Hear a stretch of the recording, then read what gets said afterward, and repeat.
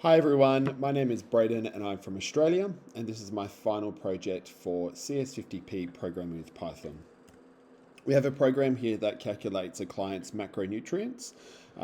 This does require reading of a CSV file and writing. That file doesn't exist at the moment, so to show that we're going to view current clients. We can see there are no clients to view, same as the delete function as well as the print to a PDF function. So let's add a client. Number one, client's name, let's just say test1, male or female. Now, say the user enters cat by accident. The inputs here do have a validation function, so to check that certain parameters are met. So let's enter male, age, say 30, weight, 90 kilograms, height, 180 centimeters, activity level, 1.56, and see here 1.56 is not actually one of the numbers that's available, and so again error input has been handled. Okay, what's the client's main goal? Say this client wants to lose some body fat, so they're going to go into a cut or a deficit diet. This now prints out their macros. So we've got the client's name, the total daily calories, and then a breakdown of the protein, carbohydrates, and fats, and hit enter to return to the main menu.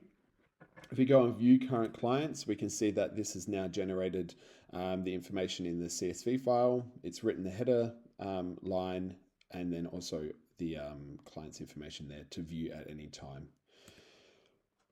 We can delete that client if we wanted to. And by going into there, it gives a list of the clients that we've got. So select a number to delete or press enter to return to the main menu.